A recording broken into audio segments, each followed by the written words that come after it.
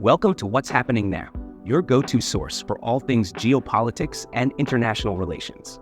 I'm VG, and each week we dive deep into the complex world of global affairs, unraveling the stories behind the headlines and exploring the forces shaping our world.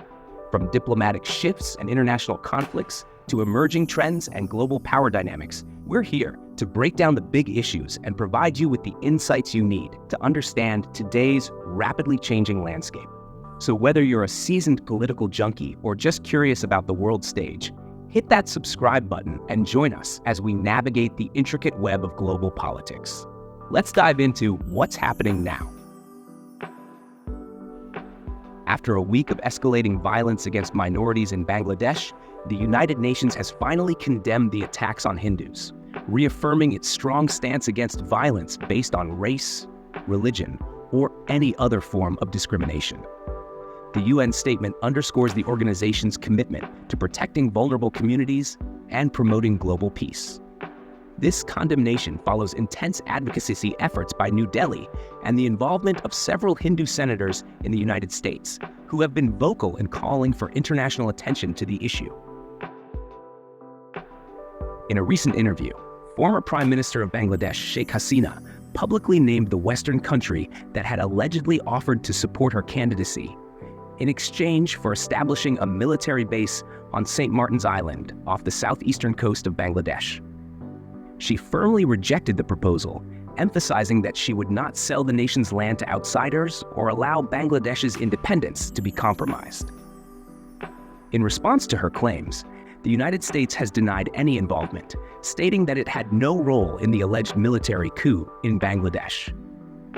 This development highlights ongoing tensions and raises questions about foreign influence in the region. I'm currently working on the video about the Bangladesh military coup and its implications for India. It will be released soon, so stay tuned. In the latest development in the Russia-Ukraine war, Ukrainian forces have claimed to have seized 1,000 square kilometers in Russia's Kursk Oblast. This marks a significant strategic victory for Ukraine, as it is the first time in 2.5 years of conflict that Ukrainian forces have captured territory within Russia. In response, Russia has lodged a formal protest with the United Nations, though the conflict remains far from resolution. This escalation underscores the ongoing intensity of the war and the increasing complexities in achieving a peaceful settlement. Turkey is reportedly considering selling its S-400 missile defense system, which it purchased from Russia in 2019. This move is being discussed by Ankara's political leaders as Turkey seeks to strengthen its ties with NATO. President Erdogan appears keen to avoid further straining relations with the United States, particularly in light of recent tensions following the situation in Bangladesh. Potential buyers for the S-400 system include Pakistan and countries in the West Asian region. The sale, if it proceeds, could have significant geopolitical implications, reflecting Turkey's shifting alliances and strategic priorities. External Affairs Minister S. Jaishankar visited the Maldives from August 9th to 11th, 2024, marking a significant milestone in India-Maldives relations. During his visit, Jaishankar launched several community projects, signed memorandums of understanding, MOUs, and held discussions on defense ties with Maldivian officials. President Mohamed Muizzu expressed gratitude for India's developmental aid, emphasizing the strong, historic ties between the two nations. This visit also signaled a shift in the Maldives' foreign policy, moving away from the previous India out stance and reaffirming India as a close and trusted ally. The World Health Organization, WHO, has declared Mpox a public health emergency of international concern, PHEAC, following a significant surge in cases, particularly in Africa. This declaration underscores the urgent need for a coordinated global response to contain the virus and safeguard public health. The WHO's credibility, already under scrutiny due to perceived mismanagement during the COVID-19 pandemic, faces a critical test as it tackles this emerging health crisis. The effectiveness of their response to Mpox will likely influence public and international confidence in the organization's ability to manage major health emergencies. Reports indicate that Saudi Arabia's Crown Prince Mohammed bin Salman fears assassination due to his efforts to normalize relations with Israel.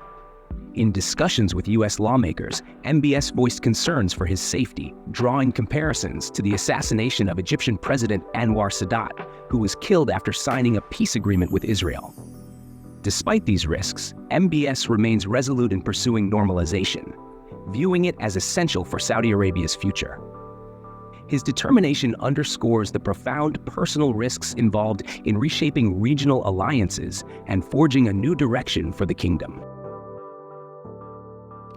India urged the United States to ease pressure on former Prime Minister Sheikh Hasina, who resigned and fled to India amid a mass uprising on August 5th. Indian officials began lobbying their U.S. counterparts a year ago, according to the Washington Post. U.S. diplomats had criticized Hasina for jailing rivals ahead of the January 7th national election and imposed sanctions on a Bangladeshi police unit under her command. Indian officials argued that an opposition victory could turn Bangladesh into a breeding ground for Islamist groups, threatening India's security. Ultimately, the Biden administration softened its stance, reducing criticism and setting aside further sanctions. The U.S. State Department has approved a $5 billion sale of Patriot missiles to Germany, including 600 Patriot Advanced Capability 3, PAXI-3 Missile Segment Enhancement, MSE missiles. This deal is aimed at enhancing Germany's air defense capabilities, particularly in response to the ongoing conflict in Ukraine. The sale reflects the strategic importance of strengthening NATO allies' defenses. Japan's Prime Minister Fumio Kishida has announced that he will step down next month and will not seek re-election as the leader of the Liberal Democratic Party, LDP. This decision follows a series of political scandals and a sharp decline in public approval ratings, which have significantly undermined trust in his leadership. That's a wrap for today's global adventure. Remember, history is written by the victors, but podcasts are made by us. Subscribe for your weekly dose of global intrigue.